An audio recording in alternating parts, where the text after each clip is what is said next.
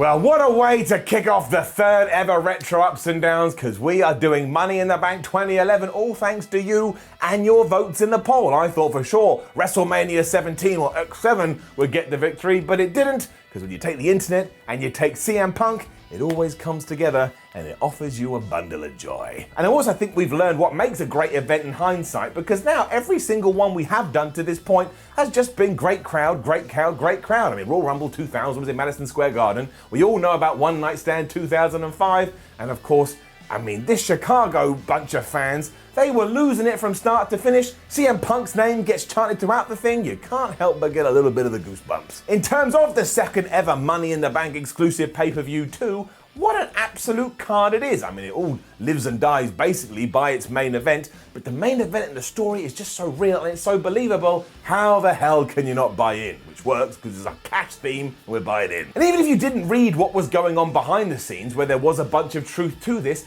you still couldn't help but be invested, because WWE did such a great job in making you think that CM Punk was going to rob them of the WWE title, and then Leggett, you sat there both in the build-up and here going, man, I actually think CM Punk is going to rob the title, and then Leggett, and deep down everybody wanted to see that, because it was just like the anti-World Wrestling Entertainment style. Becoming the #1 contender after beating Rey Mysterio and Alberto Del Rio in a triple threat match Falls Count Anywhere thingamajig on Raw, Punk also then did indeed let us know at midnight after the Money in the Bank pay-per-view, or on the day of that show, his contract was going to expire, and as far as he was concerned, he was going to go back to his house and sit on his damn couch as the champ. Now, there are mixed reports about actually what did happen behind the curtain, including one that said that Punk signed his new deal during the actual show itself, which I do not believe to any degree, but it does sound like we cut it very close, and the whole point of this deal was to try and make CM Punk a top guy. And it kinda did, but if you know, you know, and if you need catching up, I have 2 words for you.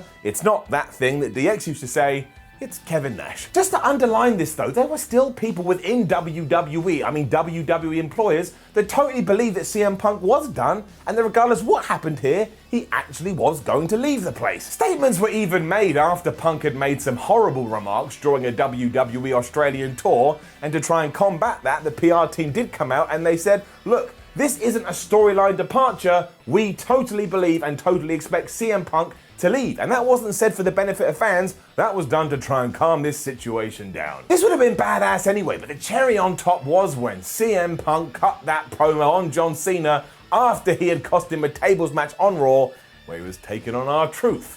What a strange sentence that is to say in 2020. I'm not going to recite it here because you'd look at me going, Miller, what the hell are you doing, you absolute moron? But if you've never seen what came to be known as the Pipe Bomb promo, can you even call yourself a wrestling fan? I mean, you can. I'm just trying to add some gravitas onto that. But load it on our YouTube and watch it, because somewhat depressingly, 99% of the stuff he said then 9 years ago still applies in the modern day. And it's not like it lit up ratings the very next day or anything like that, but neither did Stone Cold Steve Austin when he cut his 316 promo. But what it did do was get lap fans reinvested, and for many, actually got them to watch for the very first time, because on social media especially, everyone was like, my flipping word, did you hear what CM Punk said? He was on fire. How could you not when he was talking about Vince McMahon dying? Now, obviously, all of this was approved beforehand, but there was enough to plant that seed of doubt when you were like, maybe he went off the cuff. McMahon was also heavily involved on screen too, including at one point calling him Phil, which is his real name, and I always enjoy that. It tickles me because I'm a massive nerd deep down.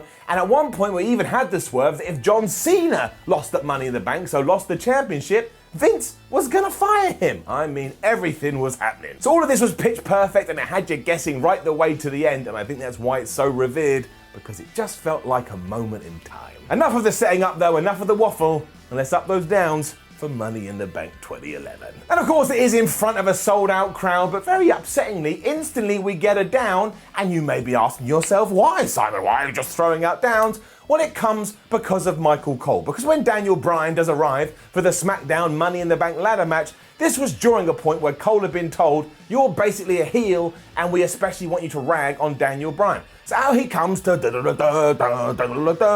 and Michael Cole was going, stupid nerd, stupid geek, no one likes Daniel Bryan. I'm like, what the hell is going on? This is just so distracting, and your lead announcer shouldn't be doing this because it just pisses you off. It's the equivalent of someone keying your car. You just sit and you're like, oh, flipping great, flipping wonderful, and yeah, that's why it's a down. Otherwise, this is just classic WWE ladder goodness, where everybody involved looks at each other before the thing and said, you're all right to die? They go, yeah, I'm all right to die. And someone goes, you cool to die? Like, yeah, I'm all right to die today. Because apparently being killed in a wrestling ring, as long as fans go nuts, well, that makes it okay. Along with Daniel Bryan, you also get Kane, Wade Barrett, Sheamus, Justin Gabriel, Heath Slater, Sin Cara, and none other than Cody Rhodes. I mean, I wonder what he's going to do in the future. He was also doing that whole disfigured gimmick at this point of time, and it just seems so surreal to watch now, knowing what we do now. But as always, during this period especially, WWE could do no wrong when it came to Money in the Bank. That's why it's getting it up. And yeah, as already insinuated, this is basically Murder City. I mean, there was this hilarious subplot where Heath Slater, Justin Gabriel, and Wade Barrett are pitched as, oh my gosh, they're the former members of the Core. But the crowd cares so little about this that when Wade Barrett is like, look, you let me climb the ladder, and you let me climb the ladder, and then they turn on him, well, they'd rather just chant the name of CM Punk. It's genuinely funny too, because this crowd is so excited about everything. They probably would have cheered a giraffe coming to the ring, but here, they're actually ignoring what was meant to be a kind of a big deal. Otherwise, you name it, and it happens. Sheamus at one point powers Sin Cara through around about 72,000 ladders that ruined him so much he had to be stretched to the back.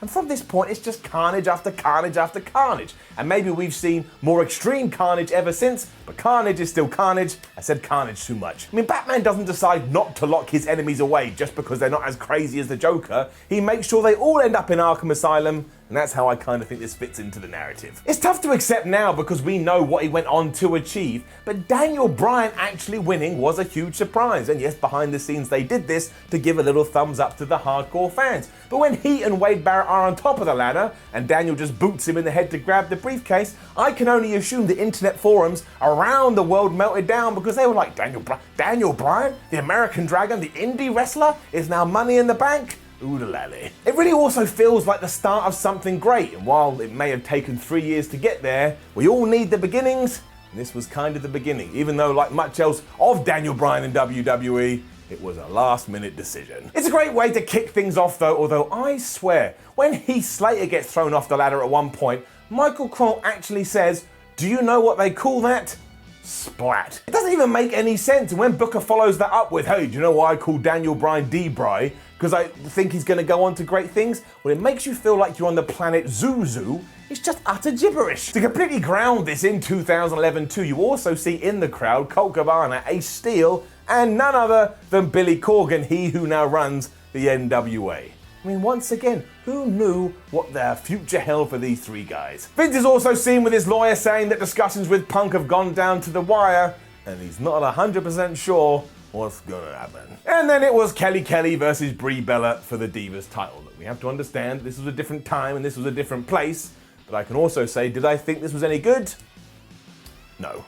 Down. Eve Torres was with Kelly, and of course Nikki was with Brie. This kind of just basically finishes from nowhere. They're having a little scrap, and then Kelly hits the famouser, and she gets the 1, 2, 3. I'm kind of glad we moved on from all of this because Kelly Squared spends half of the time screaming like she's falling off a mountain. Like it starts really loud, but then gets quieter and quieter. It's like, I just don't get it. We also do need to talk about the adverts on these shows, and I should have done that for the Royal Rumble 2000 because they were pimping the WWE hotline, but here you get a commercial for the Best of Nitro DVD. I mean, one DVD, that made me chuckle. Everyone's streaming now, or at least using Blu-ray, but also the Best of Nitro DVD 10 years after WCW died. Why not? And Big Show versus Mark Henry was next, and I didn't have any recollection of this at all, especially because the feud started after Big Show was putting a match with Mark Henry at SmackDown, and he was so against the idea, he just punched Mark in the face before it began. Henry didn't like that, so then he started to interfere in Show's other matches, which I can get. I suppose it was all fine. The weird thing here was that Big Show was essentially Mark Henry's punching bag because he absolutely ruined him. There was a little bit of a story that, oh no, Big Show has hurt his knee, which I guess protected him a little bit, but he barely did a thing, and Mark Henry threw him around like he was, I don't know, Spike Dudley. He hit him with the world's strongest slam, which did look very impressive to be fair, but Big Show kicked out. So Mark was like, all right, well, I'll do another one, and I'll hit you with 2 splashes, and again, he won and it just felt so easy. He then lost it afterwards because he was like, well, I'm going to break Big Show's chair with his ankle. No, other way around. He's going to break Big Show's ankle with a chair. Because he did that thing where you kind of wedge it in between and then Vader bombed it essentially. It actually did look pretty devastating. It made me go, oh, unbelievable. Then I rang my mum and told her, and she was like, one, I don't care, and two, this sounds like something that happened a long time ago. She was correct. If you're interested about why WWE pushed this so hard too, it's because they felt like they needed opponents for Randy Orton, who was about to go on his own little adventure journey, and Mark Henry was chosen as just that. And of course,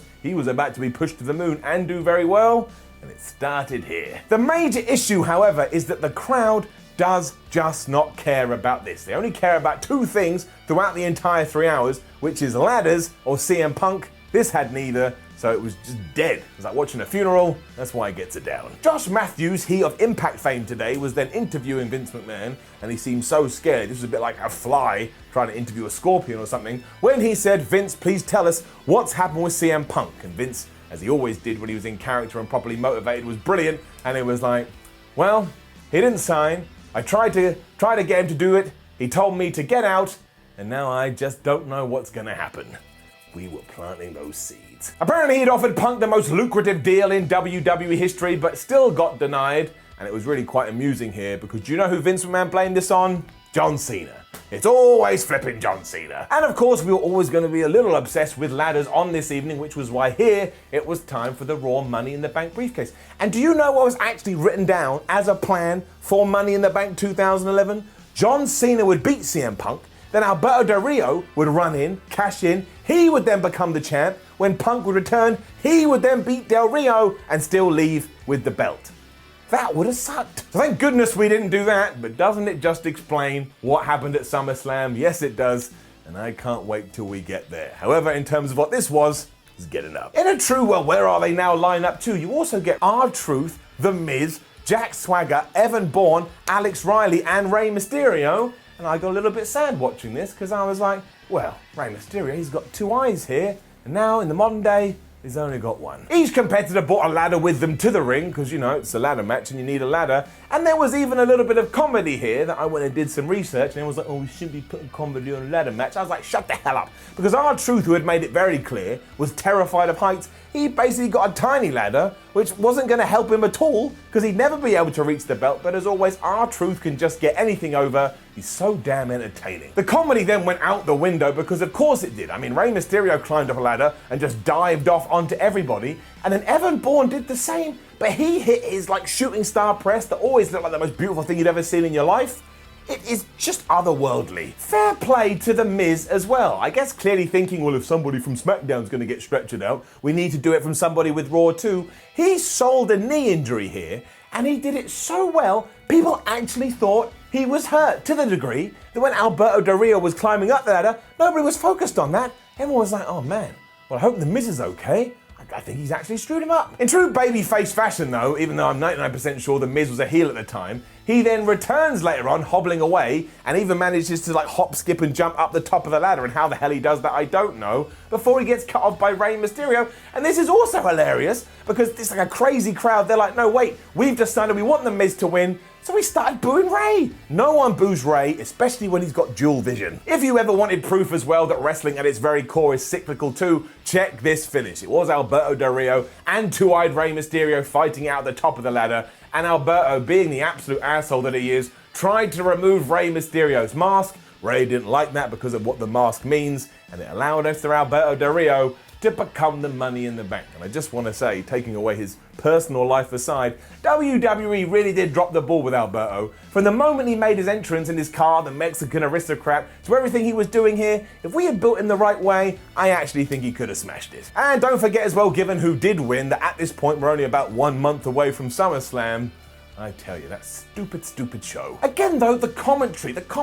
Cole has clearly been told there are certain wrestlers he's meant to go after. So when Alex Riley gets smacked with the ladder, Mikey Boy just goes and cackles like a witch who's just made some kind of potion in her cauldron. It's not good, it's not clever, it's really distracting, and it has to get another down. That's how much it wound me up. People at the time were all over WWE's commentary too, saying, what the hell are they on? And I actually understand. I try and be a positive Pete, but this dragged me down to be a negative Nancy. And while it did properly start during this Raw Money in the Bank ladder match, when we get to Randy Orton versus Christian for the World Heavyweight title, you can't help but laugh at the crowd because they just can't make up their minds. They will cheer and boo whoever they want based on how they're feeling in that exact second.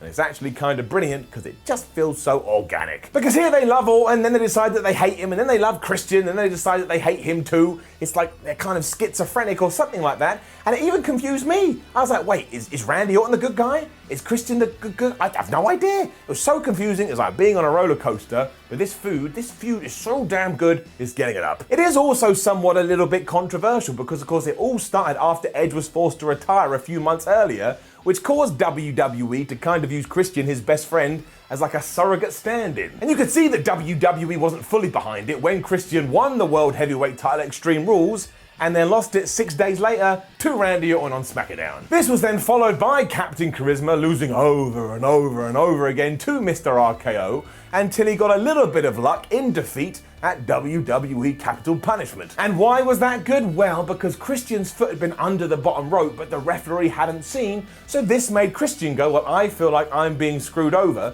so what I want Teddy Long, who was the SmackDown GM at the time, is one more match against Randy Orton at Money in the Bank, but in the contract I wanted to say if there's any dodgy officiating or Randy Orton gets DQ'd, I still become the champ. Now this should be crap, right? I mean, it even sounds crap. If I wrote that down on a piece of paper, you'd look at it and go, Miller, that's absolute crap. It's over the top, it's convoluted, it doesn't really make much sense. But Randy Orton and Christian were so good together, and they had so much good chemistry, that they actually pulled it off. You could tell it was popular too because this was the exception to the rule of the evening. There were no ladders, there were no CM Punk, but the audience is into this, it's over like Rover, and they're desperate to see if Randy Orton is going to lose it and get himself disqualified. That's all you gotta do. It's why when Christian does spit in Orton's face, and he does go mad, and then kicks Christian in the balls, they lose their damn minds because before it's even announced, they've realized what's happening, they've realized they've just seen a title change, and they just cheer as if they won the lottery. And also, when do you ever see this? Because we had a brand new champion,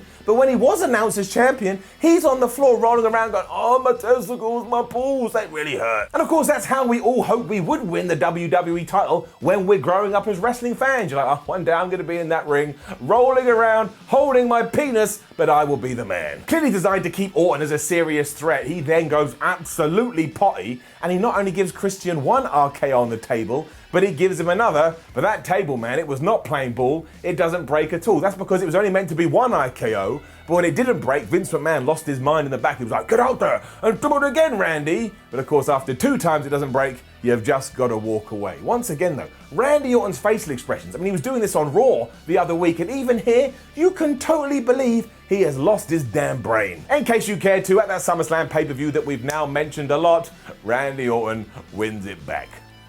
Of course he does. Which leads us into really the main reason why Money in the Bank 2011 is talked about so much. It is John Cena versus CM Punk for the WWE title. At main event, you can totally believe in, as we've already talked about. The real joy here, the real best thing about it is the atmosphere, because you can talk about Hogan versus The Rock at WrestleMania 18 or the year before that when it was The Rock versus Stone Cold Steve Austin, but this is up there with an audience that just wants to give and they just want to make noise. The sheer will for Punk to win here in his hometown is like anything you've ever seen, and this is actually when the commentators come good too, because you can tell what they're saying is 100% legit. They cannot believe the support he has. The structure of the thing from the moment it was constructed to the ending is absolutely perfect too, and that's why it gets a golden up. Not even any hyperbole from me, simply because I think it's the easiest golden up I've ever given. The reaction for Punk is thunderous, which WWE obviously anticipated because they wait just an extra second before they play his music, and when John Cena comes out here, he is treated like Megatron from the Transformers. If you were a fan watching this for the first time, you would totally believe that John Cena was a character who would, like, I don't know, steal kids' toys and mug your nan. He is despised. The commentary then drops the ball again as they pretend that it's only in Chicago that CM Punk is a hero,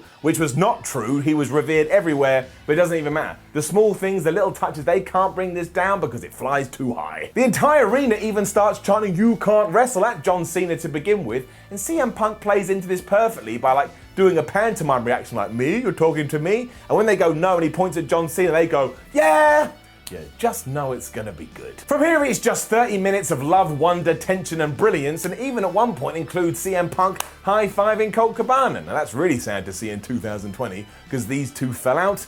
I guess that just goes to show you never know what's gonna happen. These two even got Cena's STF over like it was the most devastating move in all of sports entertainment, because even though Punk gets out of it once, when John locks it back in for the second time, there is a genuine sense of dread, like, no, you can't have CM Punk tap out. That's not how this can go. CM Punk then proved he was also on Randy Orton's level when it comes to his facials by having this expression that's just like, I will not quit, and then he reverses that into the Anaconda Vice, and then all of a sudden your emotions switch. You're like, oh my gosh, maybe he's gonna make John Cena taps out. When the hell does John Cena ever tap out? The man who can't be seen then actually tops that by somehow AAing Punk from this position, and when CM gets his shoulder up at 2.9, I am pretty sure at least one person in that crowd died. You cannot react like this and stay alive. Somehow got even noisier when Punk kicked out of another AA, and this was really clever by WWE, because if you were a seasoned fan, you're like, oh, I get it, I can see what's happening here. They're gonna have CM Punk kick out of all John Cena's moves, but then he'll hit a super duper big move, and that will be it. And that was doubly true, because then Cena started climbing up the ropes. He had CM Punk on his shoulders, he was gonna give him a middle rope AA, but Punk wasn't having any of that, and he managed to reverse that too. He actually hits a Frankensteiner on Cena, which I did not see coming, even though I've seen this match before, and that's when I realized this thing is never gonna age. It's almost a decade old, and I'm pretty sure I could watch it another 10 years and still be feeling like I'm feeling now. Not even the Gaga here ruined it, and in fact it actually elevated the thing. Because of course Vince McMahon and his right-hand buddy John Laurinaitis were out at some point, and they insinuated that they were going to redo the Montreal Screwjob. Because clearly if we don't do that every 7 years, aliens will attack. But yeah, when John Cena was gonna lock in yet another STF, McMahon insinuated that he was gonna ring the bell. You remember that? Ring the bell, ring the bell. When Cena was like, nope, he got out of the ring, he punched that doofus John right in the face and screamed at Vince McMahon, you leave this alone, somebody's gonna win this fight. When he did get back in the squared circle though, CM Punk was waiting for him. He hit the GTS and he covered the champion and he beat him for the 1, 2, 3. And Chicago erupts like a volcano. It probably woke up the entire sea. Punk then of course sits on the guardrail and blows a kiss to Vince McMahon, and he does run away with his title, which is one of the most iconic pieces of footage you're ever likely to see. And I still can't get over how good this is. Vince sells this like he's about to be sent to jail. Of course, the only real disappointing thing is that in hindsight, we know that Punk would be back in around about 7 seconds. Like at the very least, he should have been off for weeks. But hey ho, I don't have to worry about that here. I think half the reason it is so good as well is because it does feel like WWE had just created a brand new megastar that they hadn't done for ages. And maybe if they had treated him a little bit better, we'd still be discussing that today. But I don't care. I love this so much it actually hurts. It's like being wounded by somebody you have feelings for. It is top stuff. So to sum it up really, if you want to recapture that feeling about why CM Punk did captivate the world in 2011, you just have to put this on. You just have to watch it, and when all is said and done, you'll be like, man, that's CM Punk. I'd really like him to come back to wrestling. Puts it back in your brain almost straight away. And that is Money in the Bank 2011. It's one of the greatest WWE events you're ever likely to see. Of course it gets an up, we're not even gonna muck around, why even bother? And before we do finish, let's get that last piece of business done. Hello, it's me, Maeve Deltzer here, reminding you of the star ratings I gave to Money in the Bank 2011 because you massive marks love to hear it. Well, the SmackDown Money in the Bank match got 4 stars. Kelly versus Brie got a dud, D-U-D. Henry versus Show got 1.25 stars. The Raw Money in the Bank match got 3.75 stars. Christian versus Orton also got 3.75 stars. And CM Punk versus John Cena, I gave 5 stars to. So next time you say I only like Japanese wrestling, I will point to this match from 9 years ago and prove you wrong. As always, no, my name is not Blave Keltzer, whatever I said, it's flipping marks from Kayfabe News, but this producer Dave makes me say that. Yeah, that's right, I know what you're trying to do. Anyway, I'll be here every single week because people love one man's opinion and his stars. What a jackass that guy is. Now, don't forget to like the video, share the video, subscribe to What Culture Wrestling in those comments. Let us know what you want us to review next, and the ones that get upvoted the most will go out into the poll that goes live Tuesday around about, well, midday, something like that. Then head over to whatculture.com, read yourselves some articles, follow What Culture on Twitter, What Culture WWE, and watch more videos here on What Culture Wrestling. My name is Simon from What Culture. Thank you so much for supporting the ups and the downs, the retro style. Make sure you go back and watch One Night Stand 2005, watch Royal Rumble 2000. Let's keep this wave going. I'll see you soon.